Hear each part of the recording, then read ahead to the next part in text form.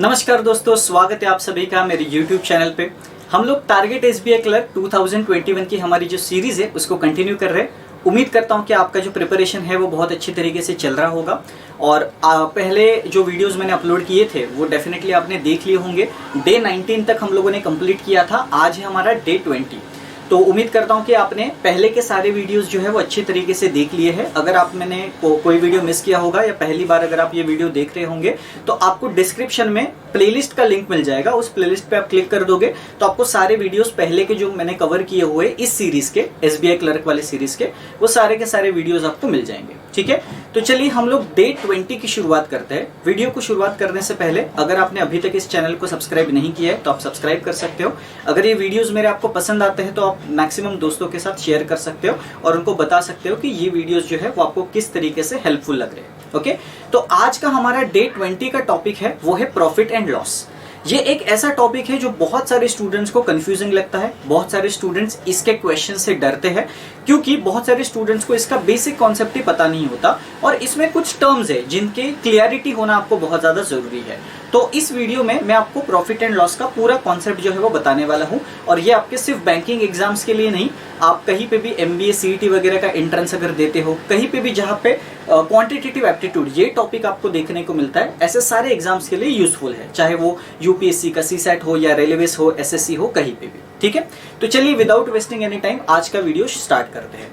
Profit and loss, इसमें आप clearly देख सकते हो दो टर्म्स है, प्रॉफिट है और लॉस है। लेकिन हम लोगों को इस टॉपिक में सिर्फ ये दो टर्म्स के बारे में नहीं पढ़ना, इस दो टर्म्स के रिलेटेड भी बहुत सारे टर्म्स है, उसके बारे में भी हम लोगों को थोड़ी बहुत जानकारी होनी चाहिए। तो हम लोग एकदम बिल्कुल जीरो से स्टार्ट करेंगे, मतलब एक ऐसा स्टूडेंट जिनको प्रॉफिट लॉस के बारे में कुछ भी नहीं पता उनको भी समझ में आनी चाहिए चीजें, ये मेरा ऑब्जेक्टिव रहता है हमेशा। ठीक है, तो हम लोग एकदम जीरो लेवल से स्टार्ट करेंगे और धीरे धीरे फिर लेवल बढ़ाते हुए जाएंगे। ठीक है, तो देखो सबसे पहले हम लोगों को चार टर्म्स के बारे में पता होना चाहिए जब हम लोग प्रॉफिट एंड लॉस की बात करते हैं। दो टर्म्स तो यही हो गए, प्रॉफिट लॉस।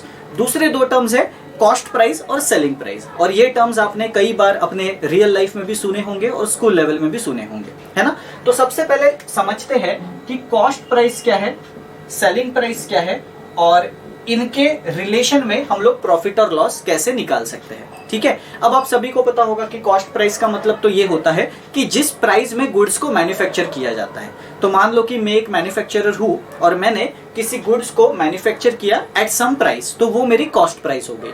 अब जाहिर सी बात है कि मैं मैन्युफैक्चरर हूं तो मैं प्रॉफिट मार्जिन भी रखूंगा। जब मैं उस पर्टिकुलर गुड को सेल करूंगा तो मैं उसी प्राइस में तो सेल नहीं कर सकता, क्योंकि मैंने जिस प्राइस में मैन्युफैक्चर किया है वो तो मेरी कॉस्ट प्राइस है ना। अब जाहिर सी बात है कि मुझे उस पर प्रॉफिट कमाना होगा, तो उसके ऊपर जो भी प्रॉफिट में अप्लाई करूंगा वो प्रॉफिट ऐड करके जो मेरी फाइनल प्राइस बनेगी, जिस प्राइस से मैं कंज्यूमर को सेटिस्फाई करूंगा, कंज्यूमर को दे दूंगा उस गुड्स को, उसको हम लोग बोलेंगे सेलिंग प्राइस। ठीक है, तो अगर मैं कहता हूं कि मैंने 200 रुपए के गुड्स को मैन्युफैक्चर किया हुआ है और मैंने कंज्यूमर को वो गुड्स 250 रुपए में बेचे, तो जाहिर सी बात है एकदम सिंपल लैंग्वेज में आप बोल सकते हो कि यहाँ पे इस पर्टिकुलर ट्रांजैक्शन में मुझे 50 रुपए का प्रॉफिट हो रहा है, क्योंकि यहाँ पे आप देख सकते हो कि मेरी कॉस्ट प्राइस कम है और सेलिंग प्राइस ज्यादा है। तो आप हमेशा याद रखना, प्रॉफिट का मतलब होता है difference between the cost price and selling price, और इसमें कंडीशन ये होती है कि इसमें आपकी सेलिंग प्राइस हमेशा ज्यादा रहेगी कॉस्ट प्राइस से। ये सिनारियो जो है इसको हम लोग बोलते हैं प्रॉफिट वाला सिनारियो, जहां पे हम लोग दोनों के बीच का डिफरेंस लेते हैं, दैट इज 50, और ये भी देखते हैं कि कॉस्ट प्राइस कम होनी चाहिए सेलिंग प्राइस से।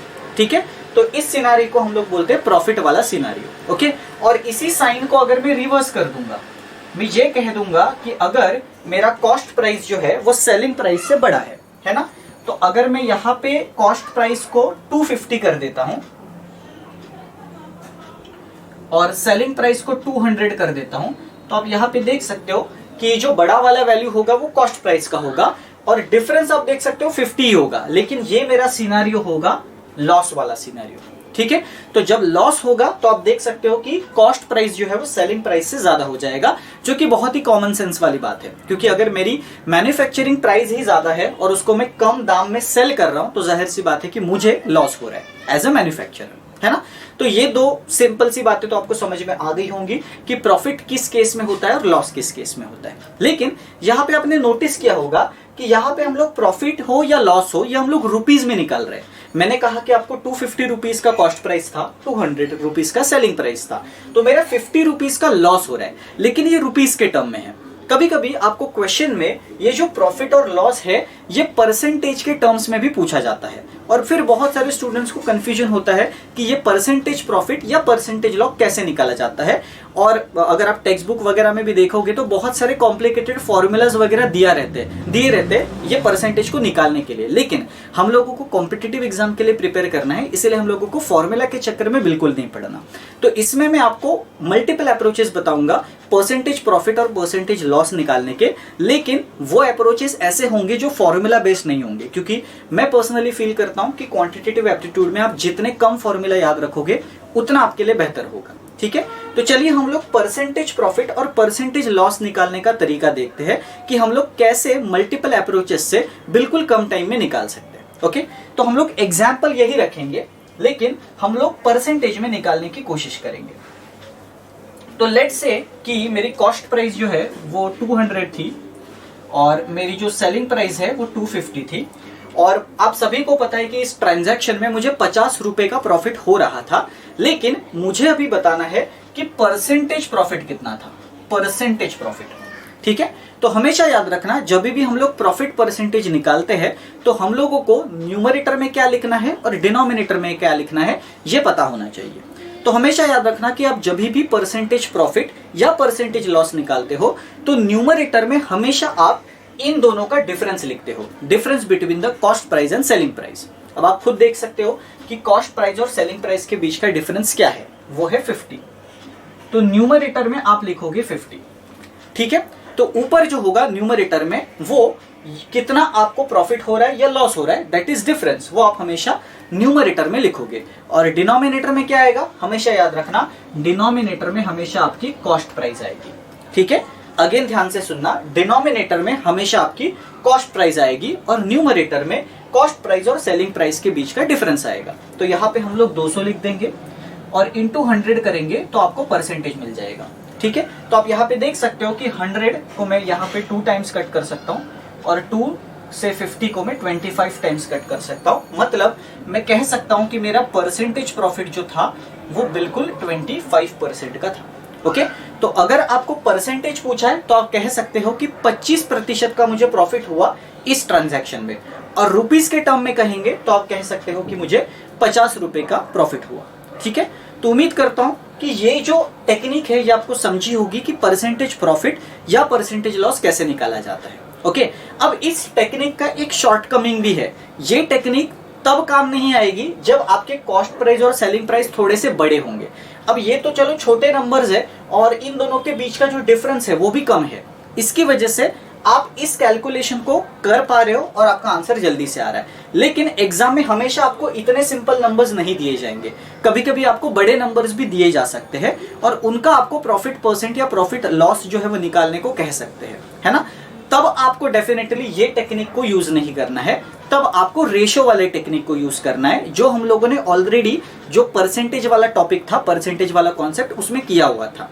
तो यहाँ पे अगेन मैं आपको दूसरा अप्रोच बताता हूँ परसेंटेज प्रॉफिट या परसेंटेज लॉस निकालने का, जिसको हम लोग रेशो वाला अप्रोच कहते हैं। ओके, तो चलिए देखते हैं कि रेशो वाले अप्रोच से इसी क्वेश्चन को हम लोग कैसे सॉल्व कर सकते थे। ठीक है, रेशो वाला अप्रोच आपका बहुत काम आएगा, खास करके डेटा इंटरप्रिटेशन में भी, और जो आपके वर्ड प्रॉब्लम्स आते हैं वहां पे भी आपको रेशो बेस्ड अप्रोच जो है वो अच्छे से यूज करने को मिल जाएगा। राइट, अब इसमें हम लोग क्या करेंगे, परसेंटेज प्रॉफिट निकालने के लिए हमेशा याद रखना कि आपको वैल्यू ही चाहिए, ऐसा जरूरी नहीं है कॉस्ट प्राइस और सेलिंग प्राइस की। अगर आपके पास कॉस्ट प्राइस और सेलिंग प्राइस का रेशो होगा तो भी काम हो जाता है।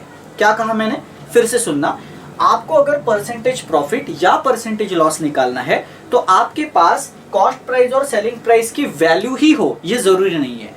आपके पास अगर रेशो होगा तो फिर भी आपका काम हो जाएगा, इसीलिए हम लोग इसको रेशो बेस्ड अप्रोच कहते हैं। अब हम लोग यहाँ पे क्या करेंगे, यहाँ पे ये देखेंगे कि कॉस्ट प्राइस और सेलिंग प्राइस के बीच में रेशो कितना है। तो अगर आप ठीक से देखोगे तो आपको रेशो मिल जाएगा 4:5, बिकॉज ये 50 से 4 टाइम्स जाता है, ये 50 से 5 टाइम्स जाता है। तो ये आपका कॉस्ट प्राइस और सेलिंग प्राइस के बीच का रेशो हो गया, है ना। और आपको निकालना है प्रॉफिट परसेंटेज। अब मैंने आपको प्रॉफिट परसेंटेज का फॉर्मूला या टेक्निक बता दी थी कि आप हमेशा इन दोनों का डिफरेंस लेते हो और वो न्यूमरेटर में लिखते हो। तो इन दोनों का डिफरेंस देखो क्या आ रहा है, 1 यूनिट, है ना। और डिनोमिनेटर में हम लोग हमेशा कॉस्ट प्राइस लिखते हैं, तो डिनोमिनेटर में आएगा 4 और इनटू हम लोग 100 लिख देंगे। उम्मीद करता हूं कि यहां तक तो आराम से समझ में आ गया होगा। अब यहां से अगर आप 4 से कट करोगे 100 को, तो देखो कितना आंसर आ रहा है, 25%, जो कि हम लोगों को लास्ट केस में भी आ रहा था। तो आप यहाँ पे देख सकते हो कि लास्ट वाला टेक्निक बेटर है कि ये वाला टेक्निक बेटर है। ये वाला ज्यादा बेटर है क्योंकि इसमें नंबर्स बहुत ही छोटे हैं और बहुत ही लेस कैलकुलेशन से आपका आंसर आ रहा है। ओके, तो उम्मीद करता हूं कि रेशियो बेस्ड अप्रोच से ये आपको कैसे निकालना है ये पता चल गया होगा। ठीक है, तो अभी तक हम लोगों ने क्या क्या देखा? अभी तक हम लोगों ने cost price, selling price, profit, loss और profit percentage and loss percentage, ये सारे टर्म्स जो है वो बहुत अच्छी तरीके से देख लिए हैं। ओके, तो उम्मीद करता हूं कि ये सारी बातें जो है वो आपको समझ में आ गई होंगी और बहुत ही अच्छी तरीके से आपने इसको डेफिनेटली ऑब्जर्व किया होगा। ठीक है, अब आपके सामने एक इमेज आया है जिसमें मैंने समराइज करके आपको बताया है कि कॉस्ट प्राइस, सेलिंग प्राइस क्या होता है, प्रॉफिट लॉस क्या होता है, जो कि आपको पहले से पता होगा। ठीक है, उसके बाद वाली भी इमेज में अगर आप देखोगे तो उसमें आपको परसेंटेज प्रॉफिट और परसेंटेज लॉस कैलकुलेट करने का जो फॉर्मूला होता है वो भी आपको वहां पे दिख जाएगा, जो मैंने अभी आपको एक्सप्लेन किया। उसमें कुछ अलग नहीं लिखा हुआ, वही चीज लिखी हुई है जो अभी हम लोगों ने सीखी। ओके, तो उम्मीद करता हूं कि ये बेसिक जो है जो आपको अभी तक समझ में आ गया होगा प्रॉफिट एंड लॉस का। ठीक है, अभी होता क्या है कि कभी कभी आपको क्वेश्चन सॉल्व करने के लिए स्मार्ट टेक्निक की जरूरत होती है ना। अब यहाँ पे अगर मैं आपको पूछूंगा कि भाई यहाँ पे तो चलो कॉस्ट प्राइस और सेलिंग प्राइस दोनों दे दिए थे, है ना, लेकिन कभी कभी आपको क्वेश्चन में ऐसा भी बोला जा सकता है कि कॉस्ट प्राइस आपको दी जाए और आपको परसेंटेज दिया जाए प्रॉफिट या लॉस, और आपको पूछा जाए कि कितना सेलिंग प्राइस उसका होगा, ऐसा भी पूछ सकते हैं। तो उस केस में जल्दी से आप कैसे कर सकते हो इसके बारे में भी हम लोग थोड़ा सा देख लेते हैं एक एग्जाम्पल के साथ। अगर एग्जाम्पल से हम लोग करेंगे तो ज्यादा अच्छे से चीजें जो है वो समझ में आएंगी। ओके, तो चलिए आपके सामने एक एग्जाम्पल है, उस एग्जाम्पल को आप देखिए और मुझे बताइए कि अगर ऐसा क्वेश्चन आपके एग्जाम में आएगा तो आप किस तरीके से उसको सॉल्व करोगे। अब यहाँ पे बहुत सारे जो स्टूडेंट्स हैं वो अलग अलग अप्रोच से सॉल्व करके मुझे आंसर तो बता देंगे, लेकिन हम लोगों को अगेन यहाँ पे देखना है कि जो टेक्निक या जो अप्रोच हम लोग यूज कर रहे हैं वो अप्रोच स्मार्ट है कि नहीं। स्मार्ट का मतलब कम टाइम में होने वाला है कि नहीं। ओके, अगर आप इस एग्जाम्पल को ठीक से देखोगे तो इन्होंने बोला है कि अगर मैं किसी आर्टिकल को सेल करता हूं, तो यहाँ पे ठीक से ध्यान में रखना कि सेलिंग प्राइस आपको यहाँ पे दी गई है विच इज 480, और फिर उन्होंने बोला है कि इस सेलिंग प्राइस पे मुझे 20% का लॉस हो रहा है। ये आपको ऑलरेडी क्वेश्चन में बोला गया है और उन्होंने बोला है कि अभी मुझे उस पर्टिकुलर चीज को प्रॉफिट परसेंट में बेचना है। कितने परसेंट? 20% का प्रॉफिट मुझे कमाना है। तो बताओ कि उस पर्टिकुलर जो थिंग था या पर्टिकुलर आर्टिकल था उसकी सेलिंग प्राइस कितनी होगी, मतलब मैं उसको कितने में सेल करूं तब जाके मुझे मेरा जो प्रॉफिट परसेंट है वो 20% हो जाएगा। ये आपको बताना है। ठीक है, अब उम्मीद करता हूं कि आप में से बहुत सारे स्टूडेंट्स ने इस क्वेश्चन को सॉल्व तो कर लिया होगा, लेकिन इसके लिए अप्रोच डेवलप करने की हम लोगों को जरूरत है।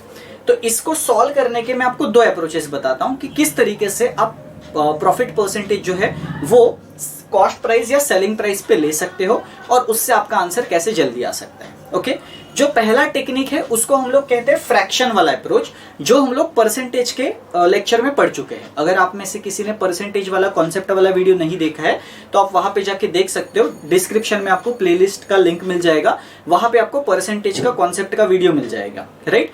उसमें भी हम लोगों ने फ्रैक्शन वाला मेथड यूज किया था, वही मेथड आपके प्रॉफिट एंड लॉस में भी यूज होता है। ओके, कैसे यूज करेंगे आइए देखते हैं।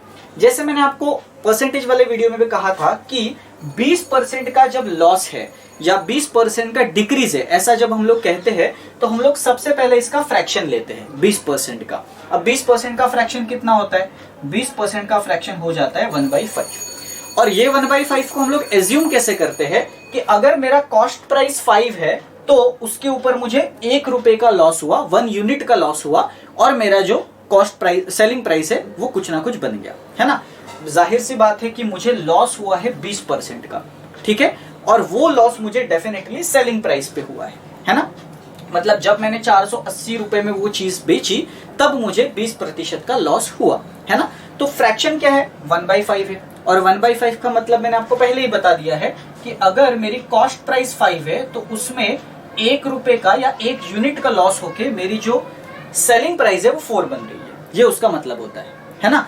तो आप यहाँ पे देख सकते हो कि आपको कॉस्ट प्राइस और सेलिंग प्राइस का यूनिट पता है, लेकिन आपको कॉस्ट प्राइस दी नहीं गई, लेकिन आप कॉस्ट प्राइस निकाल सकते हो क्योंकि आपके पास सेलिंग प्राइस है और सेलिंग प्राइस का यूनिट भी है आपके पास। इसका मतलब मैं कह सकता हूं कि ये 4 यूनिट्स जो है वो 480 के बराबर हुए, और अगर ये 4 यूनिट्स 480 के बराबर है तो 1 यूनिट कितने के बराबर हुआ, आप 4 से इसको कट करो तो 1 यूनिट 120 के बराबर होगा। तो 5 यूनिट का वैल्यू मैं नहीं निकाल सकता क्या, बिल्कुल निकाल सकता हूं, मेरा 5 यूनिट का वैल्यू हो जाएगा 600।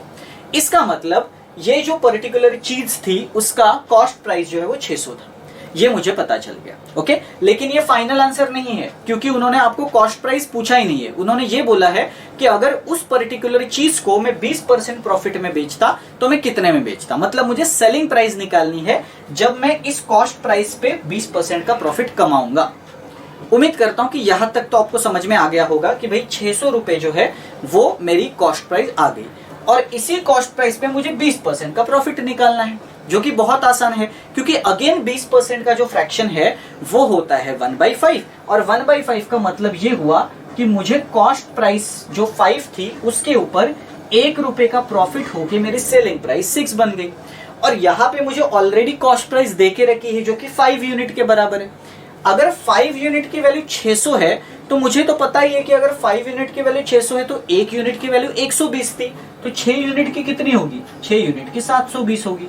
तो आप बड़ी आसानी से बोल सकते हो कि मेरा जो फाइनल आंसर होगा या मेरी जो सेलिंग प्राइस होगी वो होगी 720 रुपए, और बड़ी आसानी से आपका जो आंसर है वो 720 आ जाएगा। ओके, अब देखो आप पहली बार ये अप्रोच को देख रहे हो, इसकी वजह से हो सकता है कि आपको ऐसा लगे कि ये अप्रोच लेंदी है, बट ऐसा बिल्कुल भी नहीं है। ये अप्रोच सबसे आसान अप्रोच है, ये आपको समझना है, ठीक है। अब ये तो हो गया पहला अप्रोच जो हम लोग परसेंटेज को फ्रैक्शन में कन्वर्ट करके यूज करते हैं, है ना। अब इसको सॉल्व करने का दूसरा अप्रोच भी है जो और भी आसान है, वो भी मैं आपको बता के रखता हूं, और उसके बाद आप फिर खुद डिसाइड कर सकते हो कि दोनों में से कौन सा अप्रोच आपको यूज करना है। तो हम लोग क्वेश्चन यही रखेंगे लेकिन सिर्फ अप्रोच चेंज करेंगे, ठीक है। तो देखते हैं कि अगर मैं अप्रोच चेंज करता हूं तो क्या मेरा आंसर सेम आता है कि अलग आता है। आप सब अभी इसका आंसर ध्यान में रखना, हमारा आंसर 720 आया था, ठीक है। तो चलिए देखते हैं कि अगर मैं अप्रोच चेंज करता हूं तो क्या मेरा आंसर सेम रहता है कि डिफरेंट आता है। वैसे तो आंसर सेम रहना चाहिए। ओके, चलो अब यहाँ पे सेलिंग प्राइस दिया था 480, लॉस दिया था 20% और प्रॉफिट दिया था, मतलब प्रॉफिट मुझे 20% का कमाना है। अब आप मुझे एक बात बताओ कि सेलिंग प्राइस अगर 480 है, राइट, और हम लोगों को पता है कि ये जो लॉस है ये हमेशा कॉस्ट प्राइस पे होता है, चाहे प्रॉफिट हो चाहे लॉस हो, कोई भी हो, वो हमेशा कॉस्ट प्राइस पे कैलकुलेट होता है। ओके, तो क्या मैं ये बोल सकता हूं कि कॉस्ट प्राइस जो है वो 100% है। मुझे नहीं पता कॉस्ट प्राइस कितना है, लेकिन जो भी कॉस्ट प्राइस होगा वो नंबर में होगा, और कोई भी नंबर अपने आप का 100% होता है ना। और इस कॉस्ट प्राइस पे मुझे 20% का लॉस हो रहा है ना। तो अगर ये कॉस्ट प्राइस अपने आप में 100% है और इसके ऊपर मुझे 20% का लॉस हो रहा है, तो क्या मैं कह सकता हूं कि इसका 80% जो है वही मेरा सेलिंग प्राइस होगा? बिल्कुल बोल सकता हूं, क्योंकि मुझे पता है कि ये कॉस्ट प्राइस अपने आप में 100% है और उस 100% में लॉस जो है वो 20% का है। मतलब जो सेलिंग प्राइस है वो तो कॉस्ट प्राइस का सिर्फ 80% ही बचा, क्योंकि 20% हिस्सा तो लॉस में चला गया। तो जो बचा होगा वही तो हम लोग लेंगे सेलिंग प्राइस के लिए। तो हम लोग कह सकते हैं कि कॉस्ट प्राइस का जो 80% है वो मेरे सेलिंग प्राइस के इक्वल है, और सेलिंग प्राइस ऑलरेडी मुझे दे के रखी है विच इज 480। उम्मीद करता हूं कि यहां तक तो आपको बहुत आसानी से चीजें जो है वो समझ में आई होंगी, है ना। अब यहाँ पे आप देख सकते हो कि आपको कॉस्ट प्राइस बड़ी आसानी से मिल जाएगी, क्योंकि आप यहाँ पे 80 से डायरेक्टली 6 टाइम्स कट कर सकते हो और ये 2 जीरो यहाँ पे चले जाएंगे और आपको बड़ी आसानी से आपकी कॉस्ट प्राइस मिल जाएगी 600, जो हम लोगों को पिछले टेक्निक में भी आई थी।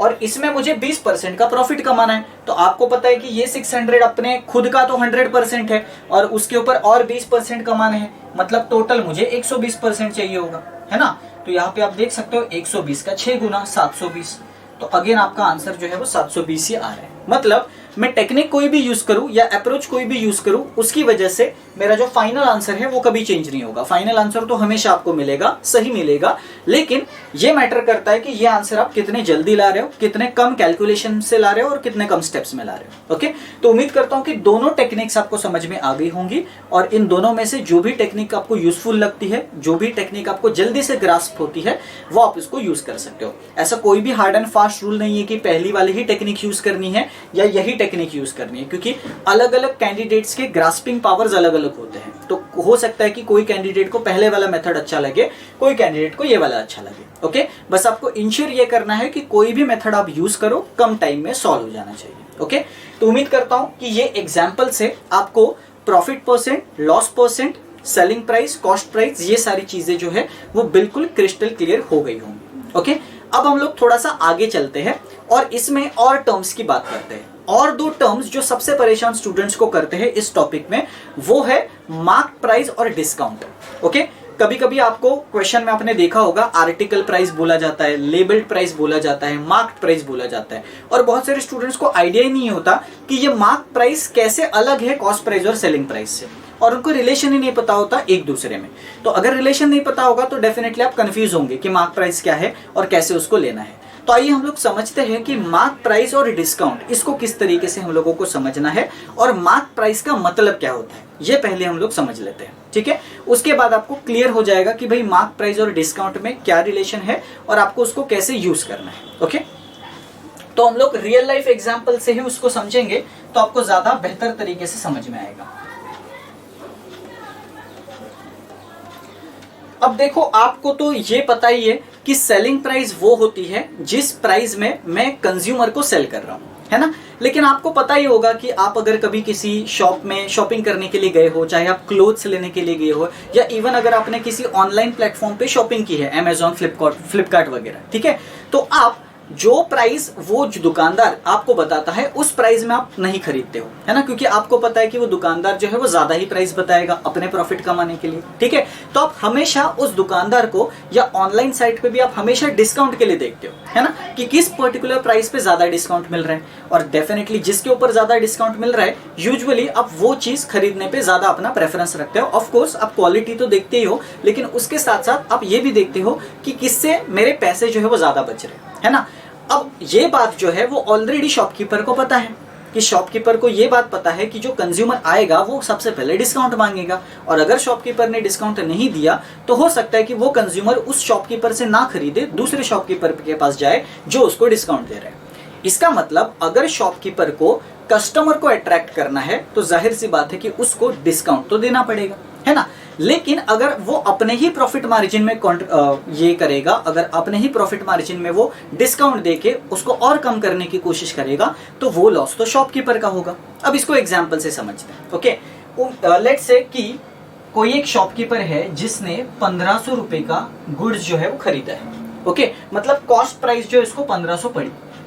ठीक है, लेट्स से कि एक शूज का एग्जांपल लेते हैं। कोई एक शॉपकीपर है, उसने 1500 रुपए के शूज जो है वो खरीदे, और उसका बिजनेस भी शूज बेचने का ही है, उसकी अपनी शूज की दुकान है। उसने 1500 रुपए में खरीद के लाए शूज, राइट, और उसने ये सोचा कि अभी हम लोग इस शूज को 2000 रुपए में बेच देंगे ताकि उसको 500 रुपए का प्रॉफिट जो है वो मिल जाए। ठीक है, तो यहाँ पे हम लोग क्या करते हैं, दो शॉपकीपर्स का एग्जांपल लेते हैं जिससे आपको और बेहतर तरीके से चीजें समझेंगे कि मार्क प्राइस होता क्या है आखिर। ओके, इस एग्जांपल से मैं आपको ये समझाना चाह रहा हूँ मार्क प्राइस का मतलब क्या होता है। ठीक है, तो ये पहला शॉपकीपर है जो कि 1500 रुपए में चीज को खरीद रहा है और 2000 रुपए में वो बेच रहा है, राइट। दूसरा शॉपकीपर का एग्जाम्पल लेते हैं, वो भी 1500 रुपए में ही चीज को खरीद रहा है। ठीक है, 1500 रुपए में ही उसको खरीदा है उसने, लेकिन उसका जो प्रॉफिट मार्जिन है उसमें वो थोड़ा सा कॉम्प्रोमाइज कर रहा है। अब देखते हैं कैसे। देखो, जो पहला वाला शॉपकीपर है ना, वो डिस्काउंट पे बिलीव नहीं करता है। उसको ऐसा लगता है कि मैं अगर कस्टमर को डिस्काउंट नहीं भी दूं तो भी चल जाएगा, मैं कभी भी कस्टमर को डिस्काउंट दूंगा ही नहीं, मैं हमेशा फिक्स प्राइस उसको बताऊंगा। ओके, फिक्स प्राइस मतलब क्या है कि डायरेक्टली जो प्राइस उस पर्टिकुलर उसके जो गुड्स है उसके ऊपर लिखी गई है या उसने लिखी है, वो डायरेक्टली बोल देगा कि भाई कस्टमर आया, उसने पूछा कि भाई ये शूज का प्राइस कितना है, उस शॉपकीपर ने बोल दिया भाई 2000 रुपये प्राइस है, लेना है तो लो, नहीं तो आगे बढ़ जाओ, है ना। तो वो कस्टमर डेफिनेटली देखेगा कि भाई ये शॉपकीपर तो डिस्काउंट भी नहीं दे रहे और 2000 रुपये बोल रहे प्राइस को, है ना। तो ऐसे कंडीशन में होगा क्या कि वो जो कस्टमर है वो लेस प्रेफर करेगा इस पर्टिकुलर शॉप से बाई करने के लिए, क्योंकि इस शॉप से उसको डिस्काउंट नहीं मिल रहा है। और इस शॉपकीपर का जो प्रॉफिट मार्जिन है वो आप देख सकते हो 500 रुपए का है, क्योंकि वो 1500 रुपए की चीज 2000 में बेच रहा है। और इसमें देखो आप, कोई भी मार्क प्राइस नहीं इन्वॉल्व है, कोई भी डिस्काउंट नहीं इन्वॉल्व है। क्यों? क्योंकि उस पर्टिकुलर शॉपकीपर ने ये डिसीजन लिया कि मैं डिस्काउंट दूंगा ही नहीं। ओके, तो ये हो गया नॉर्मल सिनेरियो जिसमें मार्क प्राइस भी नहीं आएगा, डिस्काउंट परसेंटेज भी नहीं आएगा, क्योंकि उस शॉपकीपर ने कस्टमर को अट्रैक्ट करने की कोशिश ही नहीं की। मार्क प्राइस याद रखना तभी पिक्चर में आता है जब कोई शॉपकीपर कस्टमर को अट्रैक्ट करने के लिए डिस्काउंट देता है ना। तो जाहिर सी बात है पहले शॉपकीपर ने ऐसा नहीं किया। ओके, अब दूसरे शॉपकीपर की बात करते हैं जो डिस्काउंट पे बिलीव करता है, जो डिस्काउंट देने पे बिलीव करता है, कस्टमर को अट्रैक्ट करने पे बिलीव करता है। उसने क्या किया, उसने कॉस्ट प्राइस तो 1500 की थी, मतलब उसने माल जो है वो 1500 का ही खरीदा। इनफैक्ट पहले शॉपकीपर ने जहां से खरीदा था वहीं से खरीद के लाया वो 1500 रुपए के शूज, और वही सेम क्वालिटी के सेम ब्रांड के शूज है, ऐसा हम लोग एज्यूम कर लेते हैं, ठीक है। लेकिन इस दूसरे शॉपकीपर ने क्या किया, इसने उसकी एक मार्क प्राइस रख दी जो कि थी 4000 रुपये। क्या कहा मैंने, उसने सेकंड वाले शॉपकीपर ने उसके मार्क प्राइस रख दी 4000 रुपया। मतलब उसने क्या किया, वो जो पर्टिकुलर बॉक्स था शूज का उसके ऊपर एक लेबल लगा दिया कि ये शूज 4000 रुपए के मिलते हैं, लेकिन कस्टमर के लिए वो 25% का डिस्काउंट जो है वो दे रहे हैं। ये उसने इस तरीके का बोर्ड लगा दिया कि भाई 4000 के शूज को मैं 25% में बेच रहा हूं, 25% डिस्काउंट देके बेच रहा हूं। ओके, तो वो जो डिस्काउंट मिला वो मार्क प्राइस पे मिला, 4000 पे 25%। तो आप देख सकते हो 4000 का 25% मतलब 1000 रुपए का डिस्काउंट हो जाता है। और वो 1000 रुपए का डिस्काउंट देने के बाद फाइनली जब वो उस पर्टिकुलर चीज को सेल करेगा, वो सेल करेगा 3000 रुपए में, ठीक है।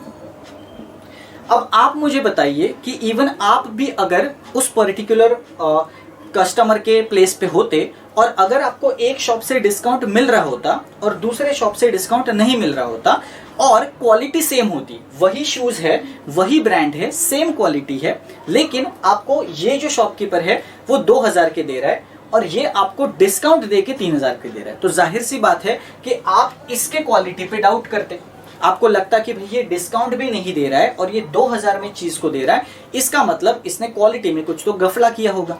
और उसके कंपेयर में अगर आप इस शॉपकीपर के पास जाओगे तो ये शॉपकीपर 4000 के शूज क्लेम कर रहा है और उसके ऊपर आपको 25% का डिस्काउंट दे रहा है और बोल रहा है कि मैं 3000 में आपको बेहतरीन क्वालिटी के शूज दे रहा हूं। तो यहाँ पे आपको दिख रहा होगा कि प्राइस थोड़ी सी उसने ज्यादा बताई है, इससे 1000 रुपए ज्यादा बताई है, लेकिन आप ये भी सोचोगे कि भाई अगर प्राइस ज्यादा है और ये डिस्काउंट भी दे रहा है, इसका मतलब इसके शूज की जो क्वालिटी है वो ज्यादा अच्छी है ना, और आप ये सेकंड शॉप से लेने के लिए ज्यादा मजबूर हो जाओगे। इसको कहते हैं कस्टमर को अट्रैक्ट करना मार्क प्राइस से। ओके, तो अभी आपको डिफरेंस समझ में आया होगा between the selling price and mark price. Okay, हमेशा याद रखना डिस्काउंट आपको मार्क प्राइस पे मिलता है, सेलिंग प्राइस पे नहीं। सेलिंग प्राइस वो होती है जो एंड यूजर कंज्यूमर जो है वो पे करता है डायरेक्टली, उसके ऊपर ही डिस्काउंट नहीं दिया जाता। डिस्काउंट आपको मार्क प्राइस पे दिया जाता है और इस मार्क प्राइस को अलग अलग नाम से बोला जाता है, जैसे मैंने आपको कहा लेबल प्राइस, आर्टिकल प्राइस, इस तरीके के नाम उसको दिए जाते हैं, लिस्ट प्राइस भी उसको बोलते हैं, है ना। तो ये सारे टर्म्स अगर आपको कभी भी क्वेश्चन में आएंगे, कभी आपको लेबल प्राइस भी दिया जा सकता है, मार्क प्राइस भी दिया जा सकता है, तो आपको कंफ्यूज नहीं होना, सबका जो मतलब होता है वो एक ही होता है, ये वाला प्राइस, जो प्राइस पे लेबल जो है वो लिखा हुआ है ना। और वो प्राइस डेफिनेटली वो जो अपना ये था शॉपकीपर था उसके प्रॉफिट मार्जिन में नहीं है, प्रॉफिट मार्जिन तो उसका ये है ना, सेलिंग प्राइस और कॉस्ट प्राइस के बीच का जो डिफरेंस होता है वो उसका प्रॉफिट मार्जिन है। मार्क प्राइस को हम लोग कभी भी प्रॉफिट मार्जिन में नहीं लेते, ये तो उसने एलिवेट की है price to attract the customer और इसके ऊपर वो डिस्काउंट दे रहा है और सेलिंग प्राइस में बेच रहा है। अब आप यहाँ पे देख सकते हो कि जो दूसरा कंज्यूमर है उसको 1000 रुपए का प्रॉफिट हुआ और उसने ज्यादा कस्टमर्स को भी अट्रैक्ट कर लिया, मतलब यहाँ पे दोनों चीजें इसके लिए वर्क कर गई, जो कि पहले जो शॉपकीपर था उसके लिए नहीं की। एक तो पहले शॉपकीपर को प्रॉफिट भी कम हुआ और वो कस्टमर को अट्रैक्ट भी नहीं कर पाया क्योंकि उसने डिस्काउंट ही नहीं दिया। उसके कंपेयर में दूसरे शॉपकीपर ने डिस्काउंट भी दिया और उसने ज्यादा प्रॉफिट से भी चीजों को बेचा। तो तो जाहिर सी बात है कि सेकंड शॉपकीपर हमेशा ज्यादा प्रॉफिट में रहेगा। तो उम्मीद करता हूं कि आपको ये मार्क प्राइस और डिस्काउंट का कॉन्सेप्ट जो है वो क्लियर हुआ होगा। तो इससे हम लोग एक रिलेशन जो है वो डिराइव कर सकते हैं कि अगर मैं मार्क प्राइस से डिस्काउंट को माइनस कर देता हूं तो मुझे हमेशा सेलिंग प्राइस मिलती है। ये रिलेशन को आप हमेशा याद रखना। इस रिलेशन को आपको बहुत बार एग्जाम में यूज करना होगा क्वेश्चंस को सॉल्व करने के लिए। जब भी मैं मार्क प्राइस से मैं डिस्काउंट निकाल दूंगा तो मुझे क्या मिलता है, मुझे मिलता है सेलिंग प्राइस। जैसे मैंने यहाँ पे आपको बताया कि मार्क प्राइस 4000 रुपए थी और मैंने उसके ऊपर 25% का मतलब 1000 रुपए का डिस्काउंट दिया। अब आप सोच रहे होंगे कि 1000 रुपए कैसे आया। 1000 रुपए 4000 का 25% होता है ना। मार्क प्राइस मतलब 4000 और डिस्काउंट परसेंटेज हमेशा मार्क प्राइस पे ही निकलता है, ये मैंने आपको कहा है ना।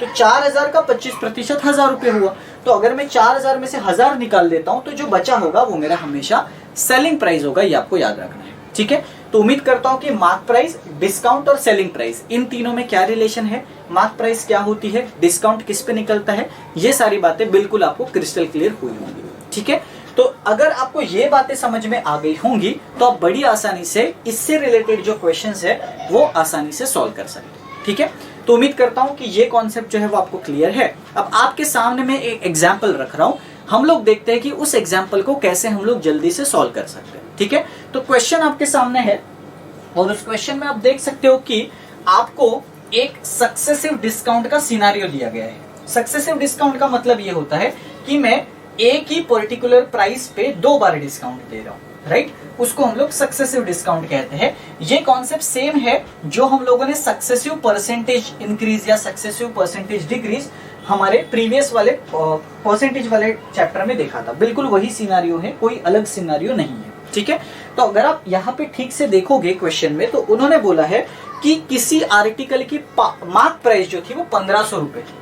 और मार्क प्राइस का मतलब मुझे आपको फिर से बताने की जरूरत नहीं है। मार्क प्राइस मतलब वही है कि उसने कस्टमर को अट्रैक्ट करने के लिए वो 1500 रुपए जो है वो रखी है मार्क प्राइस। ओके, और उसके ऊपर वो 2 तरीके के डिस्काउंट दे रहा है। एक तो वो नॉर्मल डिस्काउंट दे रहा है जो हर कस्टमर को वो देता है, दैट इज 20%। और उसके बाद उसको ये रियलाइज होता है कि भाई ये तो मेरा दिन का पहला कस्टमर है, मतलब ये तो मेरी बोनी करने के लिए आया हुआ है ना। तो इसीलिए खुश होके वो शॉपकीपर उसको और 10% का डिस्काउंट दे देता है। मतलब टोटल उसने 2 डिस्काउंट्स दिए। इसी कॉन्सेप्ट को हम लोग सक्सेसिव डिस्काउंट कहते हैं। ओके, सक्सेसिव डिस्काउंट्स,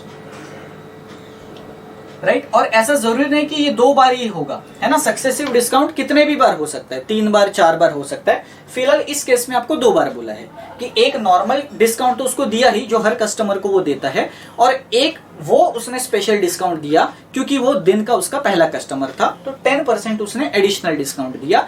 और आपको बोला है कि बताओ कि फाइनली उसने वो चीज उसको उस कस्टमर को कितने में बेची। 1500 की मार्क प्राइस थी, तो आपको सेलिंग प्राइस निकालने के लिए उन्होंने कहा है। ऐसा क्वेश्चन आपके सामने है और आपको इसको जल्दी से करना है, और कैसे करोगे ये आपको बताना है। ठीक है, तो देखो बहुत ही सिंपल है। यहाँ पे भी मैं आपको 2 टेक्निक्स बताऊंगा, आप दोनों में से जो आपको अच्छी लगती है वो आप यूज कर सकते हो।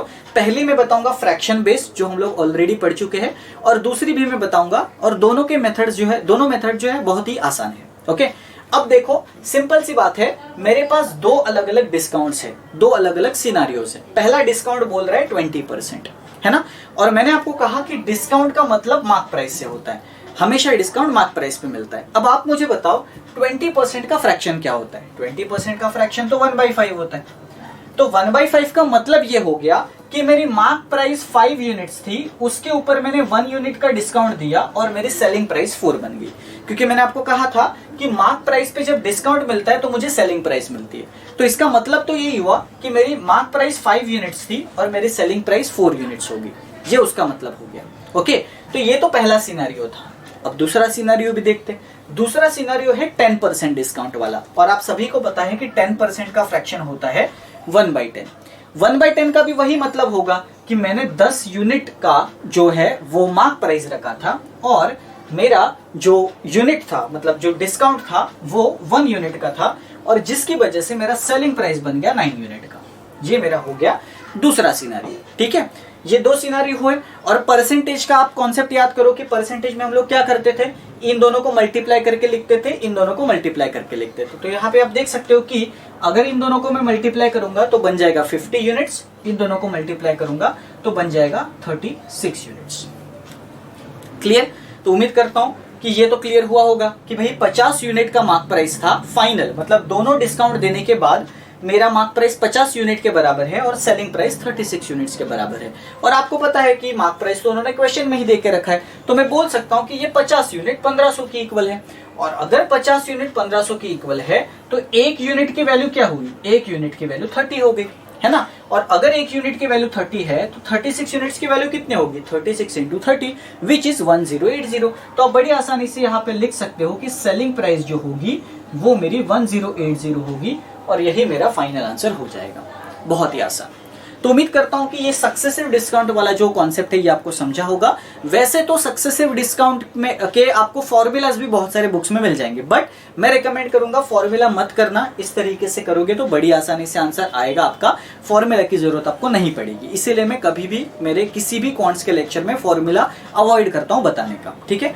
तो फर्स्ट टेक्निक आई होप आपको समझ में आई होगी कि अगर ऐसा क्वेश्चन आता है सक्सेसिव डिस्काउंट वाला तो आप इसको इस तरीके से कर सकते हो। ये तो हो गई फर्स्ट टेक्निक। सेकंड टेक्निक में भी आपको बताता हूं, बहुत ही आसान है सेकंड टेक्निक भी, और आपको हो सकता है कि लगे कि इससे भी सेकंड टेक्निक ज्यादा इजी है। तो देखते हैं कि सेकंड टेक्निक से आंसर कैसे आएगा।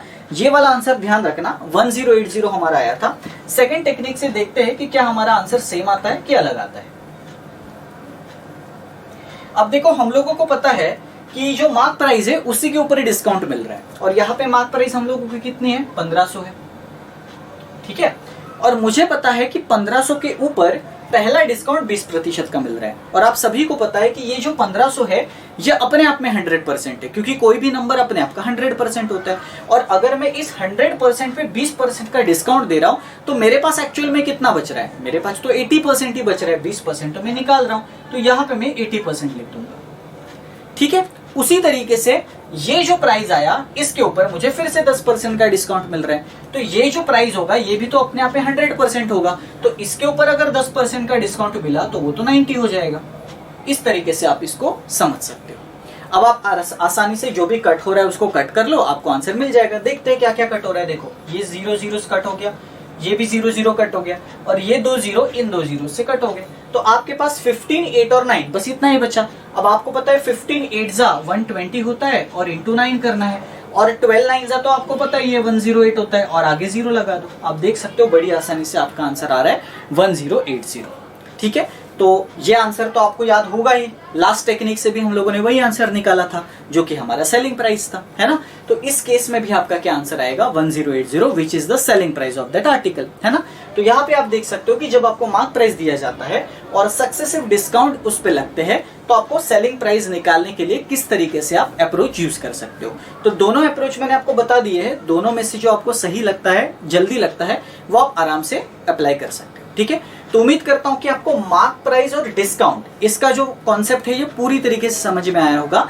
पूरे प्रॉफिट एंड लॉस के चैप्टर में यही कॉन्सेप्ट जो है वो सबसे ज्यादा इंपॉर्टेंट है, जो आपको याद रखना था। Because percentage profit, percentage loss तो हम लोगों ने स्कूल लेवल में भी पढ़ा हुआ है, लेकिन मार्क प्राइस और डिस्काउंट वाला ये जो कॉन्सेप्ट है ये बहुत कम लोगों को पता होता है और इजी लैंग्वेज में बहुत कम जगह पे अवेलेबल है। ओके, तो उम्मीद करता हूं कि ये मार्क प्राइस और डिस्काउंट वाला पूरा कॉन्सेप्ट अभी आपको समझ में आ गया होगा, ठीक है।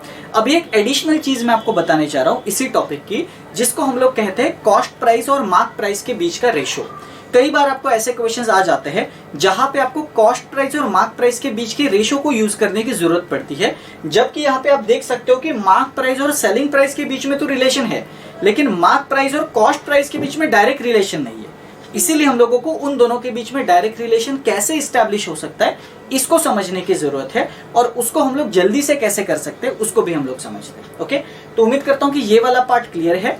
नेक्स्ट पार्ट हम लोग देखते हैं कि ratio between the cost price and mark price, इसको हम लोग किस तरीके से जल्दी से निकाल सकते हैं। तो यहाँ पे आपके सामने इमेज है, इस इमेज में आप देख सकते हो कि मैंने आपके सामने एक छोटा सा रिलेशन रखा है, जिसमें मैंने आपको बता दिया है कि मार्क प्राइस और कॉस्ट प्राइस के बीच का रेशियो कैसे निकलता है। ओके, और अगर आप ठीक से देखोगे तो वहां पे क्लियरली आपको लिखा हुआ मिलेगा कि mark price upon cost price is equals to 100 plus profit percentage and 100 minus discount percentage. ठीक है, अब आप यहाँ पे सोचोगे कि ये किस तरीके का कॉम्प्लेक्स फॉर्मूला है। बिल्कुल भी कॉम्प्लेक्स नहीं है, बहुत ही आसान है। और नीचे उसके एक एग्जाम्पल भी दिया गया है, उस एग्जाम्पल से अगर आप समझोगे तो आपको ज्यादा क्लियर हो जाएगा। तो उस एग्जाम्पल को पहले पढ़ो, देखो कि इस एग्जाम्पल में क्या क्या चीजें दी गई है। सबसे पहली चीज तो उन्होंने मार्क प्राइस ही बोली है कि भाई मार्क प्राइस जो है वो आपको 504 बताई गई है, 504, राइट। और उन्होंने बोला है कि शॉपकीपर डिस्काउंट जो है वो 5% का दे रहा है, मतलब डिस्काउंट का परसेंटेज भी आपको दिया गया है और प्रॉफिट का परसेंटेज भी दिया गया है। उन्होंने बोला है कि वो शॉपकीपर 20% का प्रॉफिट अर्न करता है, तो आपको उस पर्टिकुलर आर्टिकल की कॉस्ट प्राइस निकालनी है। ओके, तो ये बहुत ही एक क्लासिक एग्जाम्पल है जिसमें आप कॉस्ट प्राइस और मार्क प्राइस के बीच का रेशियो जो है वो निकाल सकते हो। ओके, तो चलिए आइए समझते हैं कि ऐसा क्वेश्चन अगर आपके सामने होगा तो आप उसको कैसे सॉल्व कर सकते हो। वैसे तो इस क्वेश्चन को आप नॉर्मल रिलेशन से सॉल्व कर सकते हो। नॉर्मल रिलेशन मतलब क्या, पहले आप मार्क प्राइस लो, उसके ऊपर डिस्काउंट निकालो कितना है, जिससे आपको सेलिंग प्राइस मिल जाएगा। और जैसे ही आपको सेलिंग प्राइस मिलेगा आपको कॉस्ट प्राइस भी मिलेगा। मैं आपको बताता हूं कि नॉर्मल अप्रोच से कैसे करते हैं, लेकिन नॉर्मल अप्रोच से अगर आप करोगे इस क्वेश्चन को तो वो लेंदी हो जाएगा। मैं बताता हूं लेंदी कैसे होगा। देखो, अगर मुझे कॉस्ट प्राइस निकालना है तो सबसे पहले मुझे सेलिंग प्राइस निकालनी होगी। क्यों? क्योंकि मुझे पता है कि मार्क प्राइस और डिस्काउंट अगर ये दोनों दिया है तो मैं सिर्फ सेलिंग प्राइस ही निकाल सकता हूं, क्योंकि अभी हम लोगों ने लास्ट में देखा कि मार्क प्राइस माइनस डिस्काउंट जो होता है वो सेलिंग प्राइस होता है ना। तो मैक्सिमम मुझे इन दो चीजों से सेलिंग प्राइस ही मिल सकता है, तो पहले मुझे सेलिंग प्राइस निकालना ही होगा और उसके बाद फिर मुझे कॉस्ट प्राइस मिल सकती है। तो देखते हैं कि सेलिंग प्राइस कैसे निकलेगा। हम लोगों को पता है कि मार्क प्राइस 504 है बराबर, और 5% का डिस्काउंट। अभी देखो मार्क प्राइस तो अपने आप में 100% होता है, डिस्काउंट 5% है, तो मैं बोल सकता हूं कि मार्क प्राइस का 95% सेलिंग प्राइस होगा, है ना। अब आप इस अगर पूरे सिनारियो को सिंप्लीफाई करोगे तो आपको एक नंबर मिलेगा। मैं आपको पूरा सॉल्व करके नहीं बता रहा हूं क्योंकि ये अप्रोच लेंदी है और ये आपको यूज नहीं करना है, राइट। अभी मैं आपको सिर्फ एग्जाम्पल के लिए बताता हूं कि अगर आप नॉर्मल अप्रोच से करते तो कैसे करते। तो ये आपका यहां पे सेलिंग प्राइस आ जाता, ठीक है। और आपको पता है कि कॉस्ट प्राइस आपको नहीं पता और कॉस्ट प्राइस पे प्रॉफिट है ना। तो आप ऐसे लिखते हैं कि कॉस्ट प्राइस जो मुझे नहीं पता उसके ऊपर 20% का प्रॉफिट हो रहा है, मतलब 120/100 and that is equal to my this selling price. ये यहाँ पे जो लिखा है वो यहाँ पे आता और फिर इसको और इसको आप कट करते हो और आंसर लेके आते हैं, है ना। तो आप यहाँ पे देख सकते हो कि आपको दो स्टेप्स परफॉर्म करने पड़ रहे हैं। पहले आपको सेलिंग प्राइस निकालना पड़ रहा है, उसके बाद कॉस्ट प्राइस निकालना पड़ रहा है, और जो कि आपका फाइनल आंसर है ना। तो इस मेथड में कोई खराबी नहीं है, लेकिन आपके एग्जाम में आपके पास टाइम लिमिट है, तो अगर आप दो स्टेप्स ऐसे करोगे तो आपका ज्यादा टाइम वेस्ट होगा। इसीलिए ये अगर आप रिलेशन याद रखोगे तो बिल्कुल एक स्टेप में आपका आंसर आएगा, डायरेक्टली आपको कॉस्ट प्राइस मिल जाएगा। देखते हैं कैसे, इसीलिए ये मेथड यूज मत करना। ओके, चलिए तो हम लोग इस रिलेशन से कैसे निकाल सकते हैं उसको देखते हैं। तो आपको अगर आपने ठीक से क्वेश्चन में देखा होगा तो आपको ये तीन वैल्यूज ऑलरेडी दिए गए हैं, mark price, percentage and discount, जो कि आपको चाहिए क्योंकि टोटल 4 ही टर्म्स है, यहाँ पे आप देख सकते हो, है ना। 4 में से कोई भी 3 टर्म्स आपको पता होंगे तो चौथा टर्म तो आ ही जाएगा, है ना। अब मार्क प्राइस देखो कितना है, 504। कॉस्ट प्राइस आपको नहीं पता तो उसको वैसे ही रख देते हैं कॉस्ट प्राइस, और 100 प्लस प्रॉफिट परसेंटेज, देखो प्रॉफिट परसेंटेज 20 है तो 100 प्लस 20 हो गया 120, ठीक है। और डिस्काउंट परसेंटेज 5 है जो कि 100 से माइनस करना है, तो आप 95 इसको लिख दो, ठीक है। अब आप सिंप्लीफाई कर लो, आप देख सकते हो 120 और 95 जो है वो 5 से चले जाएंगे, तो आप इसको 5 से कट करो 24 टाइम्स और इसको 5 से कट करो 19 टाइम्स, ठीक है। तो उम्मीद करता हूं यहां तक तो क्लियर है। अब आप 24 से इसको कट कर दो, देखो 24 से ये कितनी बार जा रहा है, 24 2 जा 48, तो 2 रिमाइंडर बचा, 24 मतलब 1 जा, और फिर आप 21 इंटू 19 कर दो, बहुत आसान है ना। तो जो आपका कॉस्ट प्राइस होगा वो होगा 21 इंटू 19, ठीक है। और उम्मीद करता हूं कि आपको ये 21 इंटू 19 करने में बिल्कुल भी परेशानी नहीं होगी, क्योंकि मैंने ऑलरेडी आपको 21 इंटू 19 कैसे किया जाता है ये आपको बताया होगा। जब भी याद रखना दो नंबर्स के बीच में 2 का गैप हो, यहाँ पे आप देख सकते हो 21 और 19 के बीच में 2 का गैप है, मतलब इन दोनों के बीच में और एक नंबर आएगा 20। ऐसा जब होगा तो आप मल्टीप्लीकेशन ऐसे कर सकते हो, 20 + 1 20 - 1। इससे ऐसे मल्टीप्लीकेशन करोगे तो ज्यादा जल्दी आपके आंसर आने के चांसेस होते हैं। मतलब इसमें आप ये कर सकते हो 20 का स्क्वायर माइनस 1 का स्क्वायर। मतलब आपने ये फॉर्मूला सुना होगा, A square minus B square equals to A plus B A minus B, है ना। तो अगर मैं इसको 21 को 20 प्लस 1 लिखता हूं और 19 को 20 माइनस 1 लिखता हूं तो ये तो इसी फॉर्म का हो गया। तो अल्टीमेटली ये तो ए स्क्वायर माइनस बी स्क्वायर हो गया, है ना। तो ए तो डेफिनेटली मेरा 20 था, राइट। तो इसको आप 20 स्क्वायर माइनस 1 स्क्वायर ऐसे लिख सकते हो। और आप सभी को पता है कि 20 का स्क्वायर तो 400 होता है, 1 का स्क्वायर 1 ही होता है। तो आप यहाँ पे 399 बड़े आसानी से लिख सकते थे, ठीक है। तो उम्मीद करता हूं कि अभी आपको समझ में आ गया होगा कि इस क्वेश्चन का सही आंसर क्या होना चाहिए था। सही आंसर होना चाहिए था 399, जो कि आप इस रिलेशन से बड़ी आसानी से निकाल सकते हो। प्रीवियस टेक्निक जो मैंने आपको बताई उससे ये आंसर आएगा, लेकिन ये आंसर आने के लिए आपको थोड़ा बहुत ज्यादा कैलकुलेशन करना पड़ेगा, स्टेप्स भी ज्यादा करने पड़ेंगे, ठीक है। तो उम्मीद करता हूं कि ये एग्जाम्पल आपको क्लियर हुआ होगा और ये रिलेशन आप जरूर नोट डाउन करके रखना अपने नोट्स में।